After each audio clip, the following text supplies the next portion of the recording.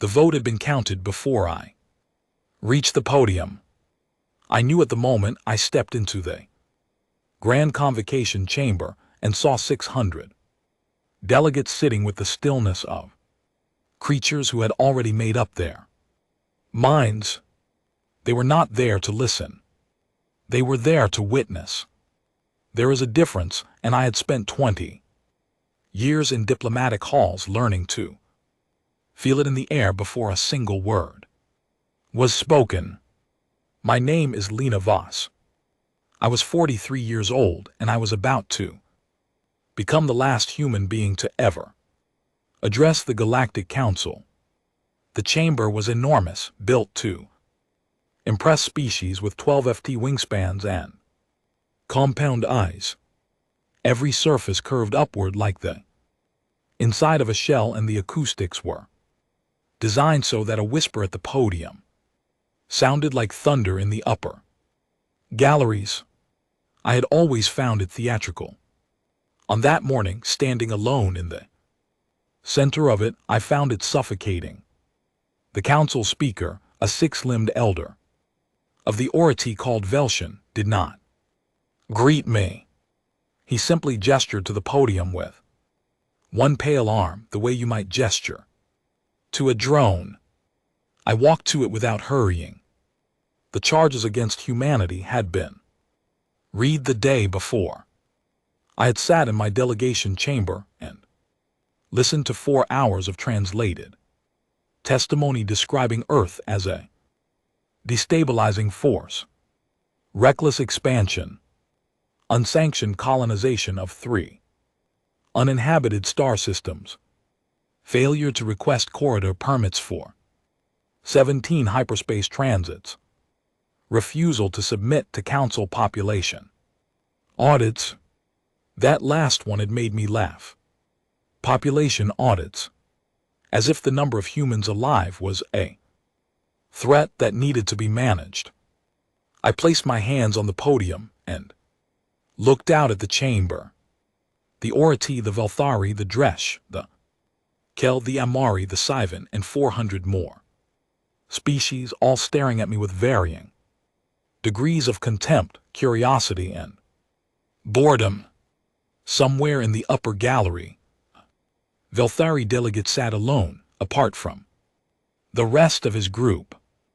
I noticed him because he was the only one in the chamber who looked uncomfortable. I opened my mouth and gave them the speech they did not expect. I did not apologize. I did not explain.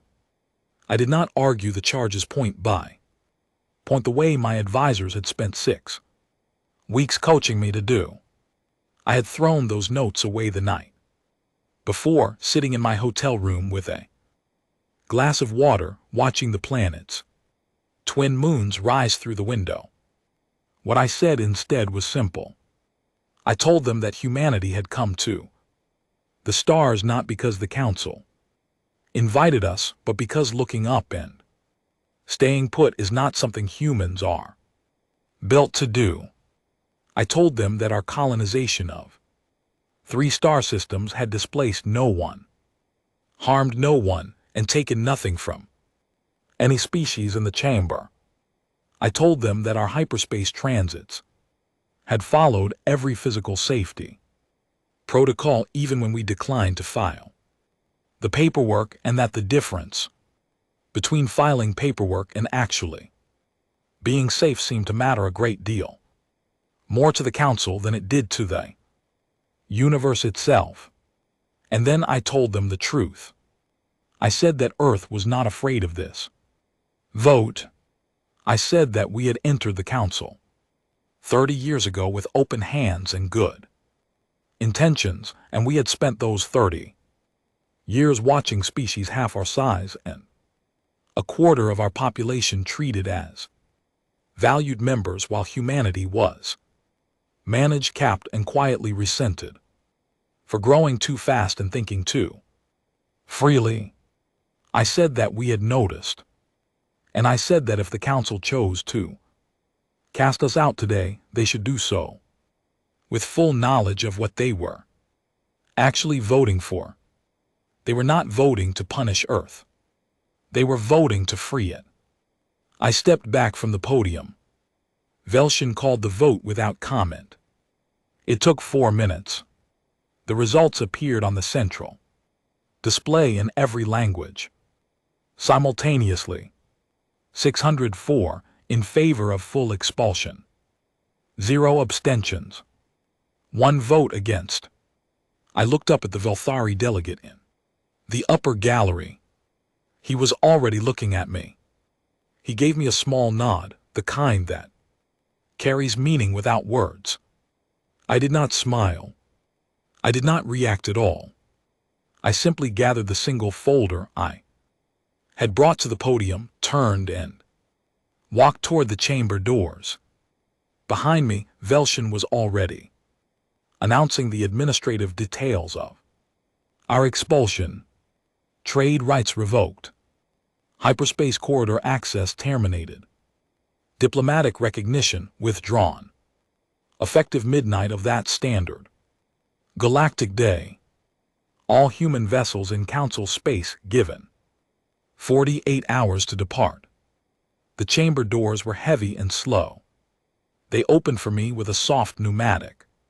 Sai and I stepped out into the corridor beyond, where my 2 junior diplomats were waiting with expressions that I can only describe as controlled devastation. I looked at them both. I reached up and removed the translation earpiece from my right ear. I had worn one every day for 20 years. It was small, warm for my skin, and I dropped it into my jacket pocket. I said quietly in plain English that no alien in the building could understand without their own device. We are done asking for a seat at their table. We are going to build a better one. Neither of them said anything. They didn't need to. We walked out of the building into the pale gold light of a foreign sun, and behind us the doors of the Galactic Council closed with a sound like a lock. Turning, I did not look back. And why would I? Everything interesting was ahead. The Council had given us 48 hours to clear Council space. We were gone in 30. Not out of fear. Out of efficiency. There was no point in lingering in a building once you had decided to tear it down, and Earth had a great deal of work ahead of it. I spent the transit home writing a report that no one in the diplomatic corps wanted to hear. Not because it was dark, but because it wasn't. I wrote that the expulsion was the best thing that had happened to humanity in a century. I wrote that the Council had just done us the enormous favor of removing every constraint we had politely accepted in exchange for membership, and that we should be grateful, and that we should not waste a single day. The head of the diplomatic corps read my report and asked me what I thought should happen next. I told him, close every council-facing embassy, redirect every credit in the foreign affairs budget to the science and engineering ministries, and find me the name of that Velthari delegate who voted no. He asked me why. I said because he is the only one in the chamber who understood what just happened, and we are going to need friends who understand things. He looked at me for a long moment, then nodded and went to make calls. I went to find my family. My daughter was 9 years old. She was sitting at the kitchen table when I arrived home, doing arithmetic in a paper notebook because she said screens made her eyes tired. She looked up when I came in and asked if the aliens had been mean to me. I sat down across from her and told her the truth. I said yes, some of them had been. And I said that it was going to be all right, and that by the time she was grown, the word council was going to means something very different than it did today. She thought about this for a moment. Then she went back to her arithmetic. Kids are like that. They accept enormous information and continue doing what they were doing, because the present moment always seems more pressing than the future. I have always envied that quality. It is, in its own way, the most human thing about us. I made tea and sat at the table beside her and watched her work.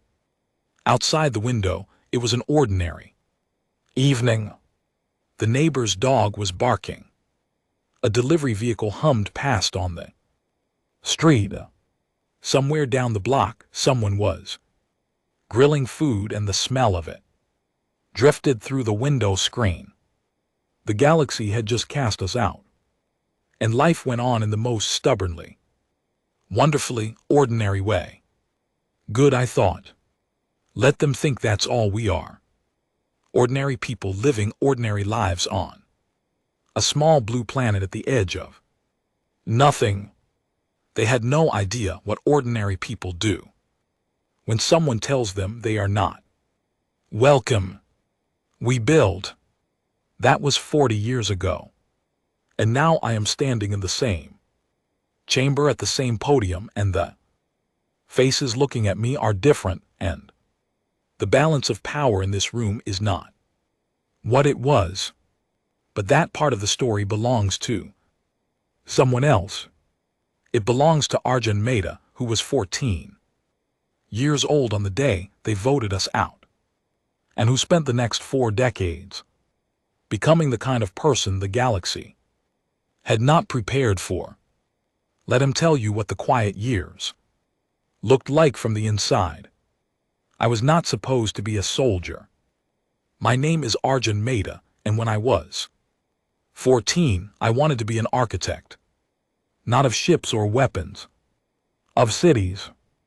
I used to draw buildings in the margins of my school notebooks, tall ones with wide windows and green spaces built into every floor, the kind of structures that assume the people inside them deserve light and air. I still think about that sometimes. I think about the person I might have been if the council had not voted the way it did. But they did vote, and the world changed, and 14-year-old boys are just faster than anyone expects. I remember the night the news came through. My father had the broadcast on in the living room, and I came downstairs for water and stood in the doorway watching Ambassador Voss walk out of the convocation chamber on a screen the size of our wall. My father was sitting very still, which was not like him. He was a loud man, easy with laughter, and louder with anger, but that night he was just still. I asked him what it meant. He said, "It means we are on our own." I said, "Were we not on our own before?" He looked at me for a long moment. Then he almost smiled and said, "No, we thought we had partners. Now we know better." I went back to bed and lay awake until the sun came up, thinking about what it meant to know better. That question followed me for the next 10 years through every decision I made. Earth changed fast. Not dramatically, not with announcements and speeches, though there were some of those. It changed the way a person changes after a hard loss, quietly internally, in the way they make decisions. Afterward, the United Earth Directorate formed. Within 18 months of the expulsion, not by force but by agreement, every spacefaring nation, every independent orbital authority, every lunar and Martian colony signed the compact. The arguments were short. The mathematics were not complicated. Alone, any one of our factions could be isolated. Together, we were something the galaxy had not bothered to calculate. I enrolled in the engineering corps at 22, 2 years after the Directorate announced its first major infrastructure initiative. They called it the Internal Network Project, which was a deliberately boring name for something extraordinary. The project's real goal was to build a faster-than-light travel system that did not depend on Council hyperspace corridors. The Council's corridors were physical structures, enormous, ancient, built by species that had been traveling the stars for thousands of years before humanity reached orbit. They were like roads between planets, and using them required permits, fees, and the ongoing goodwill of the Council itself. Losing access to them had been considered by most analysts to be the killing blow of the expulsion. Without the corridors, interstellar travel for human ships was reduced to sublight crawls that took generations.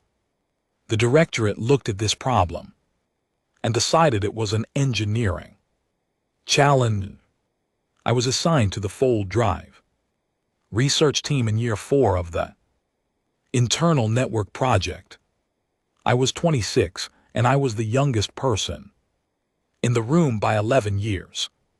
My supervisor, a compact and quiet woman named Helen Dorsey, introduced me to the team on my first morning by saying, "This is our June.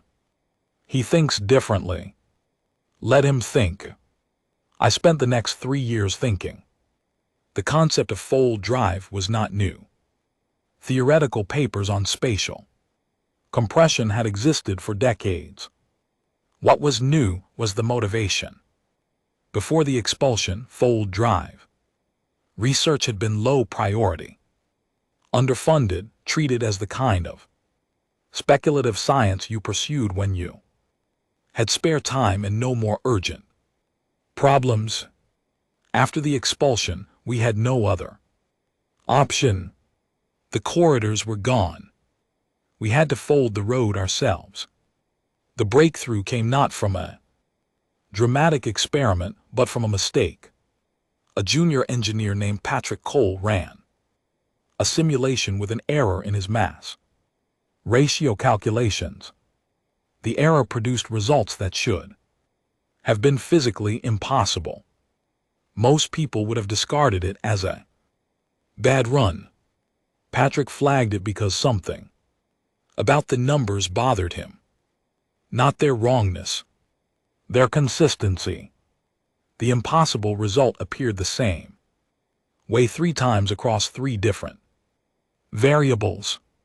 Helen looked at it for 48 hours without sleeping.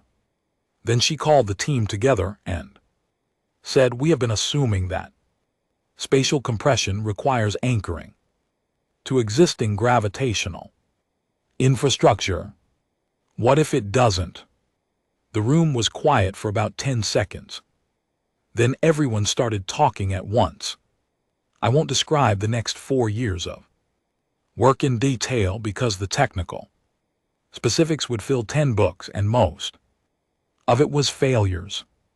Repeated, exhausting, expensive failures that tested the patience of every ministry that funded us.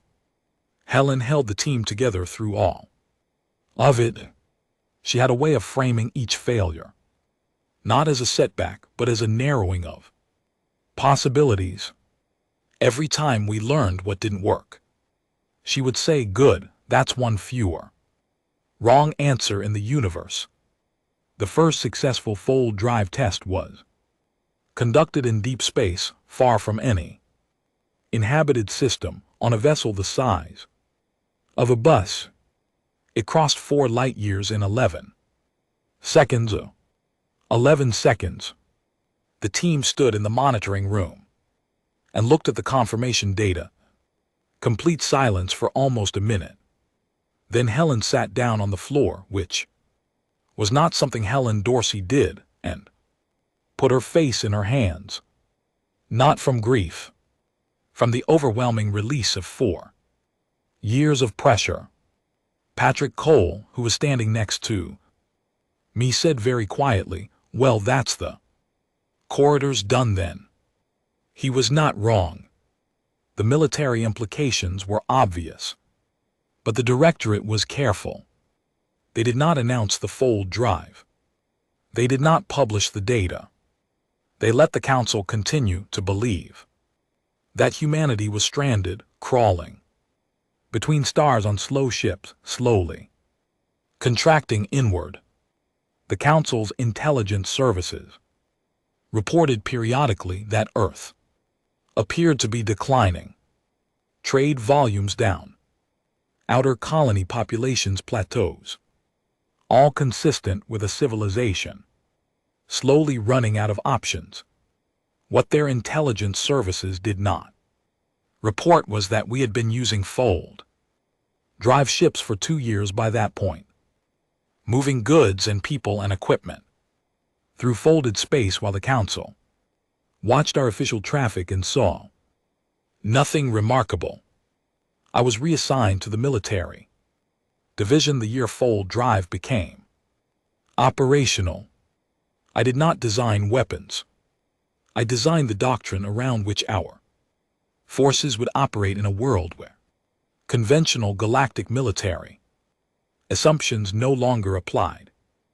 Everything the Council's member species understood about warfare depended on corridor access. You moved fleets through corridors. You established choke points at corridor mouths. You blockaded by controlling the roads. What do you do when one side has no roads? You improvise. You become unpredictable. You study every conflict in galactic history in which a smaller force defeated a larger one, and you find the common thread, and the common thread is always the same. The smaller force did something the larger force did not expect. I spent 2 years studying the thread until I could see it in my sleep. During those same years, something else was happening, something quieter and in some ways more important than anything happening in our laboratories or our military academies. Ambassador Voss, true to her word, had found the Velthari delegate who voted against our expulsion. His name, transliterated into English, was something close to Elven. He was elderly, precise, and had spent 50 years watching council politics with the detached interest of someone who had long since stopped expecting them to be good. He had voted against the expulsion not out of sympathy for humanity, exactly, but out of a calculation. He believed the council was making an error it would eventually regret, and he wanted it on the record that at least one vote had disagreed. Voss met with him privately on a neutral station without translators, using a communication relay she had built specifically for the conversation. They talked for 6 hours. What came out of that meeting was a quiet information-sharing arrangement that both sides maintained for the next 20 years. Elvin fed us council session summaries, fleet deployment schedules, and the internal politics of which species were unhappy with which agreements. In exchange, we gave him full drive schematics, not complete ones, enough for his people to understand what we had built. He never used them against us. He never shared them with the council. He was, as Voss had predicted, a person who understood things. The second development during those years was the one that would matter most in the long run, though at the time it appeared almost accidental. A full drive survey team mapping potential routes in an uncharted region. The council had never bothered to catalog encountered a civilization, not a member species, not a council observer, a completely independent civilization called the Droven living on 3 worlds in a small cluster of yellow stars that the Council's charts had marked as uninhabited. The Droven were not primitive. They were simply small and quiet and had no hyperspace capability, which in the Council's framework made them irrelevant. They had been observed once, decades ago, by a Council survey ship which had noted them in a database entry and moved on. Our survey team did not move on. They spent 3 weeks in orbit around the Droven homeworld, making careful contact, learning the basics of the language, sharing food, and explaining as simply as possible where they came from and what had happened. The Droven's response, translated through 6 layers of linguistic approximation, came out as something like, "You were rejected by the powerful for being too ambitious. We know this feeling. Please come down." Our team came down. I read the first contact report on a transport ship somewhere between Earth and our second colony, and I sat with it for an hour. Then I forwarded it to Vass with a single note: "This is how it starts." She replied, "I know." She had known before any of us. The Droven became our first partner. Not a colony, not a subject, a partner. They had resources we needed, and we had technology they had never imagined, and the exchange between us was honest and fair and produced results that benefited both sides visibly and quickly. Within 3 years of first contact, Droven agricultural output had tripled, and Earth access to rare mineral deposits in the Droven cluster had eliminated production bottleneck that had been slowing our shipbuilding program. And the Droven told their neighbors. Their neighbors told their neighbors. By the time I was appointed to lead the newly formed Terran Compact Defense Planning Group, humanity was no longer alone in its distance from the Council. We were not yet an empire, but we were becoming something. And the Council, busy managing its own internal politics, its corridor fees, and its audit committees, and its endlessly negotiated trade agreements, had not yet looked up to notice. I was counting on that. Not for much longer, but long enough. Long enough for Director Suyon Park to build the thing that would make our position unassailable. Let her tell you about the compact. She built it. She deserves to explain it in her own words.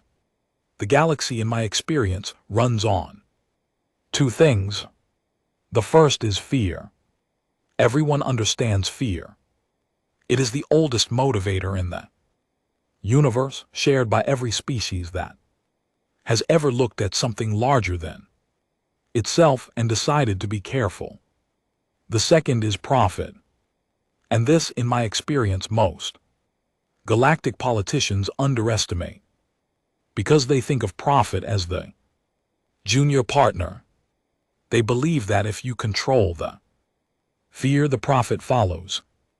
They are wrong.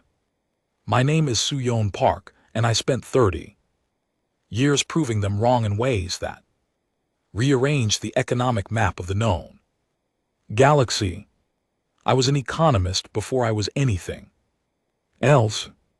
I studied xenoeconomics at Earth's Institute for Interstellar Studies, which in the years just after the expulsion was considered a somewhat optimistic field to pursue. What people asked is the point of studying alien economies if we are not allowed to trade with aliens. I told them that the question assumed we would always be in that position. They thought I was being romantic. I was being practical. I graduated into the United Earth Directorate's Economic Planning Division 2 years after the fold drive tests, when the Directorate was still deciding exactly how to use its new capability. Most of the debate at the time was military.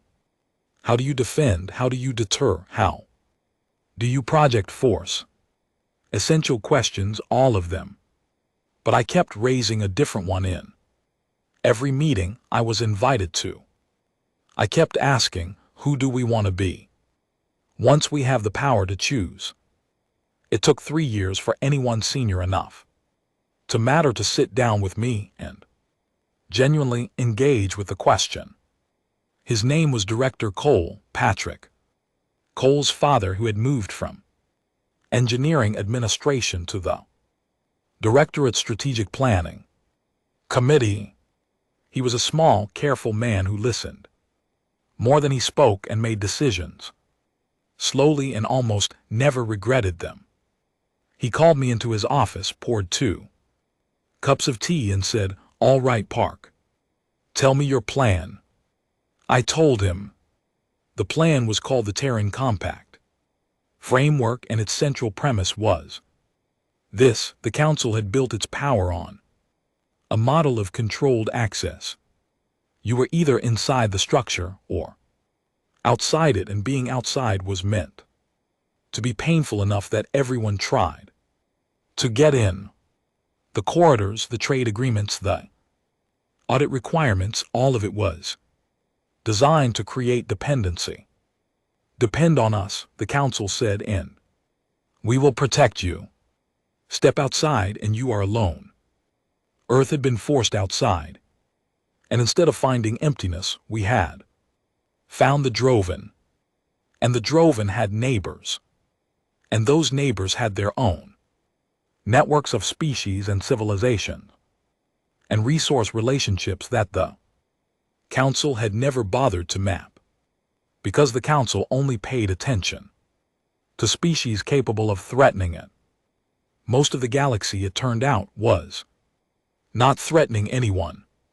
Most of the galaxy was just trying to survive, produce food, maintain population health, manage energy, resources, and occasionally look up at the stars and wonder if anyone else was out there. We were out there, and we were offering something the Council never had. We were offering partnership without conditions. The compact framework gave any species that joined it access to fold drive, trade routes, Earth's medical and agricultural technology, engineering, consultation, and a mutual aid guarantee. If a compact member was threatened, the compact responded, not with demands for tribute or loyalty, tests or population audits, just a promise: you are not alone. The conditions for membership were 3. No use of compact resources to harm another compact member. No territorial claims on uninhabited systems without compact review. Transparent resource reporting. That was it. The Council's membership process involved 462 separate requirements. I know because I had read all of them in graduate school. I sent the compact framework to Director Cole on a Tuesday. By the following Monday, he had taken it to the full Directorate Committee. By the end of the month, it was policy. The first 7 members joined within a year. The Droven, obviously. Then the Siren, a delicate insect species from a binary star system who had been paying the Council enormous corridor fees for decades just to reach their nearest trading partner, fees that consumed 20% of their entire economic output.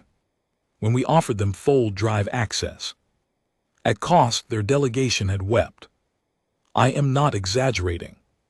She wept in the formal signing room while her government seal was being applied to the compact charter. I have thought about that moment many times. I think about it when people ask me whether what we built was an empire. Empires do not make their new partners cry with relief. They make them cry with something else. By year 4, the compact had 11 members. By year 7, 17. By year 10, 23.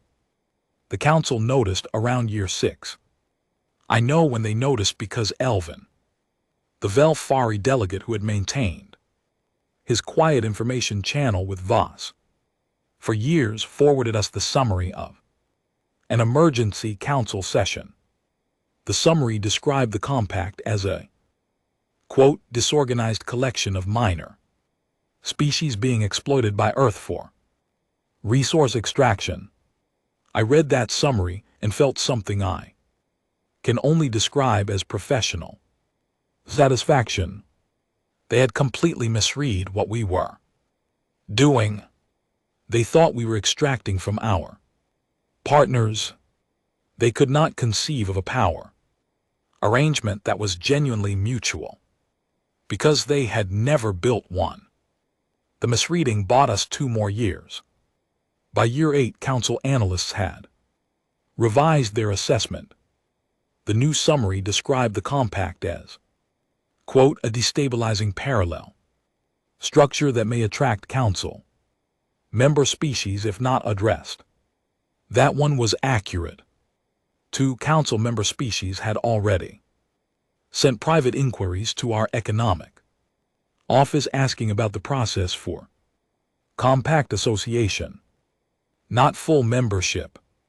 Association, observer status, the ability to access full drive trade, routes and compact medical technology, without formally leaving the council. We said yes. We said yes to both of them quietly and gave them observer agreements that asked almost nothing of them and delivered immediate measurable economic benefit. Within 18 months, their populations' quality of life metrics had improved enough that the data was public and visible to every other council species. The council's response was a blockade, not of Earth. They were not quite prepared for that. They blockaded several fold drive trade routes, stationing council warships at coordinates that corresponded to where our ships would exit fold if they were using the routes that had been publicly registered. I read the blockade notice on a Wednesday morning and spent about 40 minutes thinking. Then I called our logistics team and had the trade routes shifted. We registered new exit coordinates. Ships continued moving. The council warship sat at the old positions for 11 days before someone in their command structure realized the traffic was simply not coming through. The blockade became public. It was reported across the galaxy as a council enforcement action against an illegal trade network. What was also reported, because some journalists were paying attention, was that the trade network had not been disrupted in any measurable way. Ships kept arriving. Goods kept moving. The council warship sat in empty space, like guards posted at a door that had been quietly relocated to another building.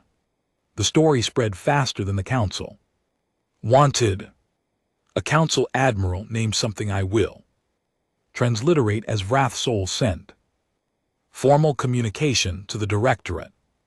I was asked to receive it because it concerned economic matters, and the admiral apparently had strong feelings about our trade policies.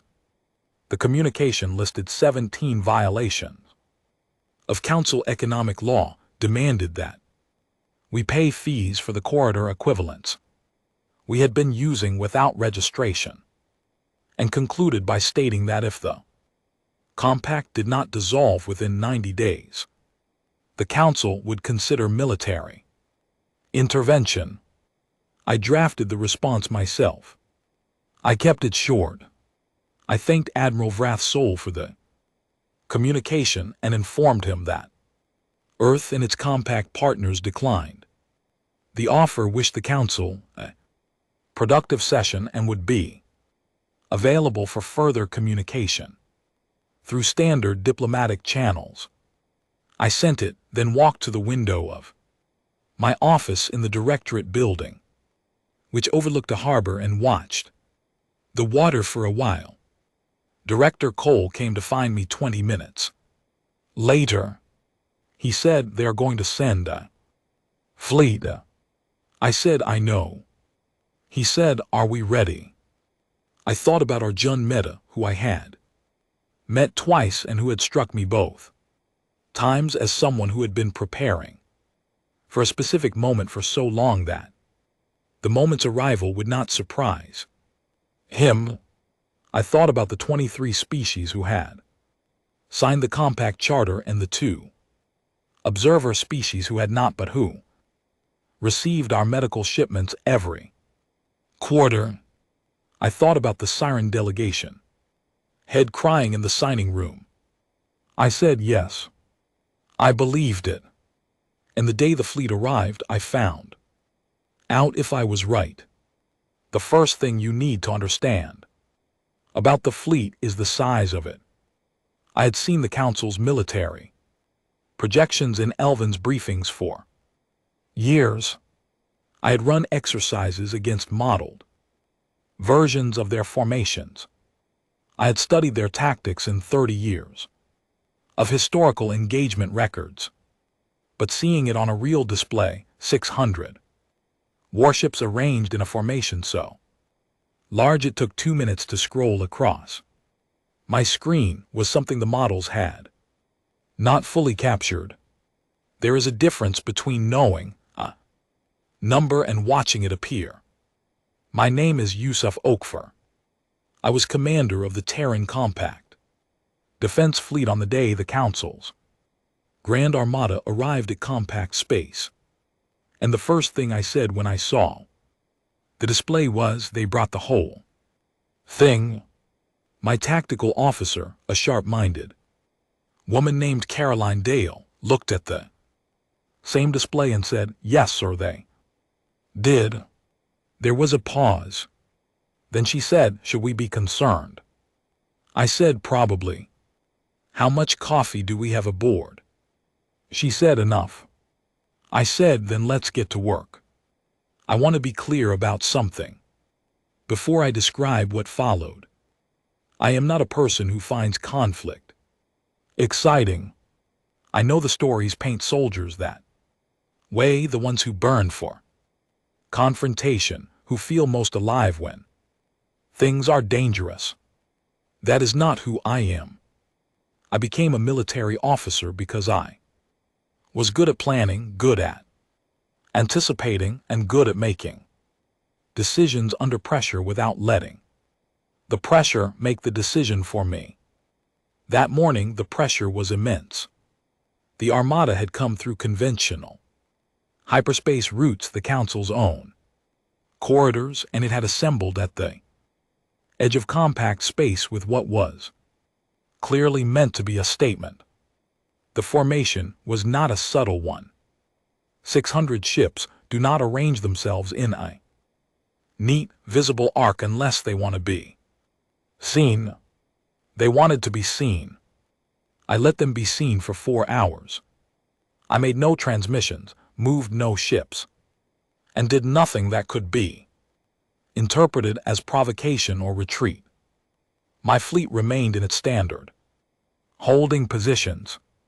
We tracked every vessel in the Armada in real time and logged everything. At hour 4, the Armada's command ship sent a transmission. It was from Admiral Vratsal, whom I had read about extensively in Elvin's briefings. He was, by most accounts, a capable officer who had spent his career operating in a framework where the Council's authority was assumed to be absolute. This was his weakness, and I had planned around it. He told me to stand down our fleet, accept Council inspection teams aboard all compact vessels and present ourselves for negotiation under Council terms. I listened to the full transmission. Then I issued the order we had spent 4 years preparing. Across every inhabited system in Council space in locations that had been calculated down to the meter, compact fold drive ships appeared simultaneously. Not dozens. 63 vessels, each positioned in close orbit of a Council member world. Not firing. Not threatening. Just there. Visible on every sensor grid in the Council's network. Visible to every government, every civilian population, every news outlet. Broadcasting across the galaxy. And then I sent my own transmission, not to Admiral Vratsol, but to all 63 of the Council member worlds. Simultaneously. I said in the Council's diplomatic comment, we are not here to harm anyone. We are here to demonstrate that the compact is present everywhere the Council assumed it was absent. We ask the Council to stand down its armada and begin genuine diplomatic dialogue. We will wait 20 minutes for a response. I put the transmission on repeat. Then I sat in my chair and waited. The armada did not move as a unit. It could not, because the moment my transmission reached the Council homeworlds, which it did simultaneously via fold relay, the governments of 8 separate species immediately contacted their military commanders and ordered their ships to return home to defend their own systems. 8 species, 112 ships, gone from the armada in 40 minutes. The formation collapsed from 600 to 488 ships while Admiral Rathsole was still composing his response to my transmission. He responded with a demand. Stand down the compact vessels or face immediate engagement. I replied, we have stood where we stand. The armada had 600 ships an hour ago. How many does it have now? There was silence for 31 minutes. Then 104 more ships peeled off toward home. Council politics apparently had become very heated, very fast across multiple homeworlds simultaneously. The armada now had 384 ships. Rathsole, to his credit, was not a person who gave up easily. He ordered the remaining fleet into engagement formation and advanced on our holding position. This was the part one had been less confident about. The fold drive bluff or near bluff had worked better than the best models had predicted. But models are not battles. Battles involve real ships, real decisions made under real stress, and real consequences for every error. We had not tested a full engagement. We had exercises. We had projections. We had 4 years of doctrine built around the idea that our ships could fight differently than Council ships, move faster, fold away and reappear, strike from angles that required no corridor. What we did not have was certainty. Caroline Dale pulled up the engagement projections and put them on my secondary display without being asked. I looked at the numbers. Our models gave us a 61% probability of successfully repelling the advance with acceptable losses. Acceptable losses is a phrase I have always found unbearable. It means people. I read it as people. The armada closed to engagement range. Rathsole's lead ships opened fire. What happened next I will describe as accurately as I can, stripped of the drama that the history books would later apply to it. Our ships did not fight the way Council ships fight. Council military doctrine assumes that you hold a position, absorb damage, return fire at volume, and win through attrition and mass. It works well when both sides are using the same corridors and the same speed limits and the same tactical playbook. We did not play from the same book. Fold drive combat maneuvers, the ones Arjun's doctrine team had developed over 4 years, allowed our ships to disappear from one location and appear in another within seconds. Not randomly, precisely calculated repositioning that took our vessels out of incoming fire, placed them at angles where return fire was most effective, and constantly denied the Armada's targeting systems the stability they were designed to expect.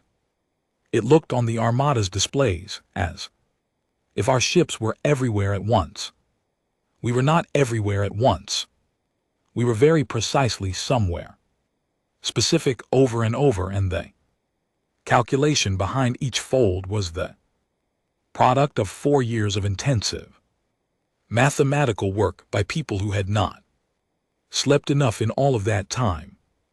The battle lasted 6 hours. We lost 112 ships. I will not summarize that with a word like acceptable. 112 ships is 112 crews, and I know the names of too many of them to pretend otherwise. The Armada lost 241 ships in the same engagement. The remaining 143 ships withdrew, not in panic, in an orderly, deliberate retreat that told me Wrath's soul for all the miscalculations that had brought him to this moment was at least the kind of commander who did not sacrifice people pointlessly once the mathematics had turned against him. I respected that. I did not pursue. When the Armada had cleared compact space, I stood down the fold drive vessels from the Council homeworlds. All 63 of them folded home without incident. No shots fired from any of those positions. The threat had been the point. The point had been made. Caroline Dale brought me a cup of coffee without being asked. I sat with it for a long time before I drank it. The loss report came in from our medical division over the next hour. Casualties across the fleet. The numbers were lower than they projections had feared and higher than I had hoped. There is no version of that arithmetic that feels good. I read every name on the list. It took time. I believe it should take time. When I was finished, I sent a fleet-wide communication. Not a victory announcement. Not a speech. Just a simple statement that I was proud of every person aboard every ship, that the compact had defended itself, and that the question of what came next was one we would answer together. Then I went to the recovery bay and walked among the wounded for 3 hours. I want to be clear about something, because the history of this engagement has a tendency to focus on tactics and fold drive innovation and the clever theater of the 63 positions. That is all real. It all happened exactly as described. But the thing I remember most from the day is not any of it. It is the face of a 22-year-old engineering technician from our third ship who had taken shrapnel to her left side and was sitting up in a medical bay with a bandage around her ribs, asking the medic next to her if the ship had held. The medic told her yes. The ship held. The compact held. She nodded, lay back, and closed her eyes. That is what I am carrying from that day. The council requested peace talks 8 days later. They sent the request through the Velthari diplomatic office, which was the only channel they had that they knew. We monitored. The request was formal and carefully worded and contained no apology, but it contained something more useful and Acknowledgement that the compact was, quote, an established interstellar entity with legitimate interests that the Council wished to discuss in good faith. Legitimate interests. 40 years after Lena Voss was shown the door, we had legitimate interests. The Directorate selected one person to attend the preliminary talks. They sent Voss. She was 83 years old and walked with a cane she had not had 40 years ago, and she dressed in a plain gray suit and wore no translation device because she had long since memorized enough of the Council's common tongue to man it without one. I was told that when she entered the conference room where the Council's lead negotiators were waiting, 2 of the 6 delegates stood up automatically, not out of protocol, out of something less calculated. She sat down, placed her cane against the table, looked at each face in turn, and said, I believe you had some conditions you wanted to discuss. They agreed to every preliminary item. Before the session was an hour old, the final agreement was Ambassador Voss's to write. She had earned it. She was the right person to explain it, and to explain everything that came after. This is where a part of the story begins again, and mine ends. The coffee was good, by the way. I always remember to mention that. It matters when everything else is noise to notice the things that are simply good. I have stood at this podium twice. The first time, I was 43 years old and angry in the quiet, cold way that is more dangerous than any shouting. The chamber was the same as I remembered it. The acoustics were the same. Even the smell was the same, something mineral and faintly sweet, the product of 600 alien biology sharing air in an enclosed space. What was different was the sound when I entered. 40 years ago, the chamber had been filled with the low murmur of delegates, settling into comfortable certainty. They knew the outcome. They had already decided. The noise was the sound of people who were finished thinking. This time when I walked through the same heavy doors, the chamber went quiet. Not the quiet of indifference. The quiet of attention. The quiet of 604 species looking at a person they had voted to erase from galactic society and finding that she had not in fact been erased. I walked to the podium without hurrying. I have never hurried to a podium in my life. I placed my hands on the edges of it, the same way I had 40 years ago, and I looked out at the chamber. Some faces were familiar. Not many. 40 years is a long time, and most of the species in that room live lifespans not entirely unlike ours, which meant that the people who had voted against us were largely gone. Their successors were looking at me with expressions that ranged from carefully arranged neutrality to something I can only describe as cautious admiration. A few looked frightened. I did not blame them for the fear. They had good reasons for it. In the upper gallery, in the same isolated seat where he had sat 40 years ago, was Elvin. He was very old now. I did not know his species' full lifespan, but he moved with the careful deliberateness of someone who had been alive for a long time and had learned not to waste the remaining portion of it on unnecessary motion. His eyes, large and dark and utterly still, found mine the moment I stepped to the podium. I gave him the same small nod he had given me 40 years ago. He closed his eyes briefly. That was his equivalent of a smile. I had learned that over 30 years of careful communication across a diplomatic channel that had never been officially acknowledged. I turned to the chamber. I did not begin with what they expected. They expected a victory speech. Humanity triumphant, the council. Humbled, the terms of our return laid out in formal language with appropriate gravitas. I had read 3 drafts of exactly the kind of speech prepared by very talented people in the directorate's communications office, and I had put all 3 of them in a drawer. Instead, I told them about my daughter. I told them that on the night I came home from the chamber after the first vote, my daughter was 9 years old and sitting at the kitchen table doing arithmetic in a paper notebook.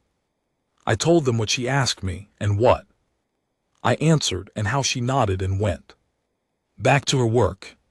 I told them that she was now 49 years old and that she was currently the chief engineer of the compact 7th generation full drive project, and that she had her mother's habit of doing math on paper even though the screens were better.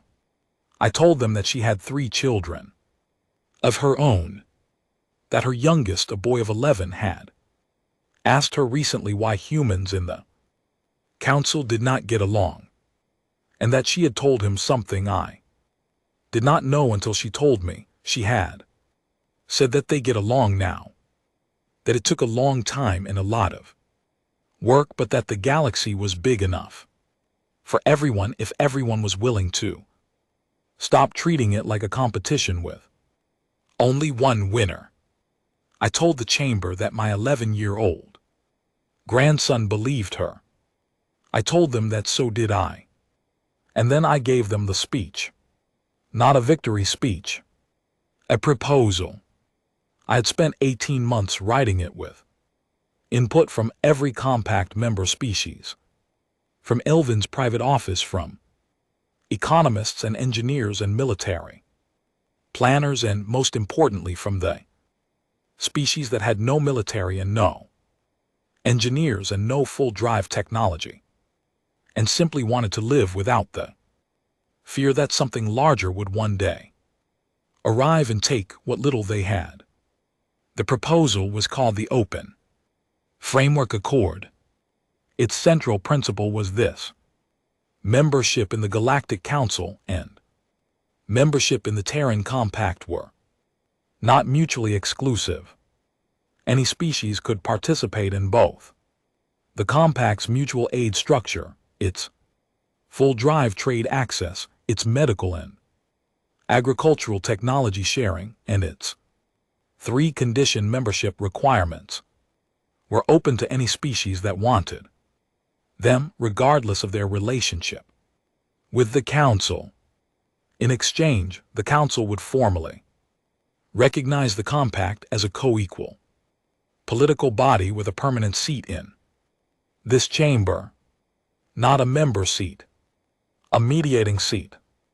The Compact would sit outside the Council's voting structure, answerable to no faction, with the specific function of representing species that were too small, too remote, or too recently contacted to have a voice in Council proceedings.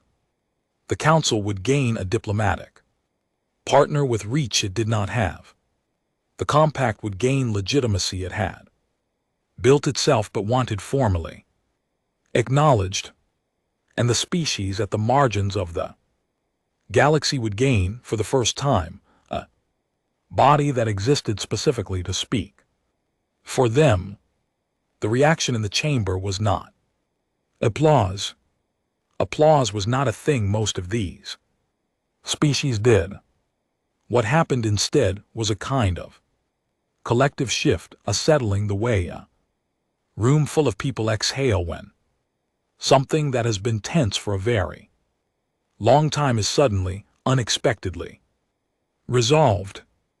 Velshan's successor, a young Orati female named something I will transliterate as Shiva, looked at me for a long moment without speaking.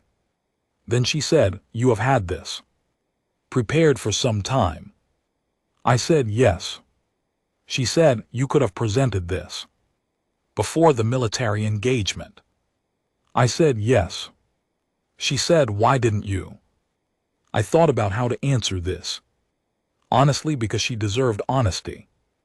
And I had spent enough of my career in rooms where honesty was diluted until it meant nothing. I said, because you would not have been ready to hear it. 10 years ago, the council was not asking what kind of galaxy it wanted to build. It was asking how to manage a problem. Problems get managed. Proposals get negotiated. We needed to be in a position where you were genuinely asking the first question before I gave you the second answer. Shiva was quiet for a moment. Then she said, that is a very patient way to operate. I said, it is a very human way to operate. The vote on the Open Framework Accord took 3 days. It was not unanimous. Nothing in politics is unanimous. But it passed with enough margin that the outcome was not in doubt after the first round, and the holdouts were, for the most part, persuaded by arguments from their own colleagues rather than anything we said. The formal signing session was held in a smaller chamber, the kind used for bilateral agreements rather than full council pronouncements. I sat across a long table from Shiva, with the compact's full council of member representatives arranged behind me and the council's signing delegation arranged behind her. Alvin had been given a seat at the end of the table, not as a signatory, as a witness. He had asked for nothing in the compact, had offered this, and the council had not objected, because objecting to a vow, fairy elder sitting quietly in a corner, was not a political battle anyone wanted. When the signing was done and the documents sealed and the formal acknowledgments exchanged, Alvin rose from his chair and made his way slowly to where I was standing. He moved with great care, and I waited for him without any sense of impatience, because some things are worth the time they take. He stopped in front of me and looked at me with those still, dark eyes. He said in the Velthari tongue that I had spent 15 years quietly learning, I voted no because I knew you would not stay quiet. I did not know what you would become.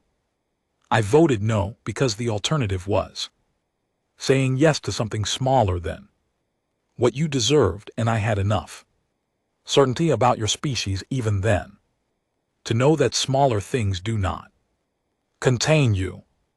I said also in Velthari, you were the only one in 600 who saw it. He said, I was the only one who was looking. We stood in that small room for another moment, this very old alien and this very old human, and then he reached out with one careful hand and placed it briefly on my arm, the Velthari gesture for something that does not translate precisely into English but carries the meaning of acknowledgement of a long journey completed, of one chapter closing in the proper way. I put my hand over his for a moment. Then he withdrew, turned, and walked slowly from the room. I watched him go. After the session, I was given a private moment in the main convocation chamber. It was empty. They had cleared it for me as a courtesy. I walked in alone without my cane, which I had left behind in the anteroom, because I did not want it in this moment, and I walked to the center of the floor and stood where the podium would have been if it were not stored against the far wall between sessions. The chamber was enormous and quiet. My footsteps echoed exactly as they had 40 years ago. I looked up at the empty galleries. I have been asked many times since then What I thought about in that moment. People expect something grand. A reflection on history, a sense of vindication, a feeling of completion. What I actually thought about was the kitchen table. My daughter at 9, her notebook open, her pencil moving, unbothered by the weight of the world outside the window. I thought about the Droven delegation, head crying in the signing room. I thought about Yusuf Akefer walking through the recovery bay reading names. I thought about Caroline Dale handing someone a cup of coffee because she had noticed they needed one. I thought about Patrick Cole flagging a number that did not make sense because something about its consistency bothered him, and Helen Dorsey going 48 hours without sleep because she had seen something in that number that changed everything. I thought about all the ordinary people who had done extraordinary things, not because they were exceptional or chosen or born for a moment, but because the moment arrived and they were prepared, and they did not look away from it. That is what humanity is. Not the fold drive, not the military doctrine, not the diplomatic framework. Though all of those things matter, what humanity is at the core of it is a species that does not know how to stop working on the problem in front of it. Every species in the galaxy has that quality in some form.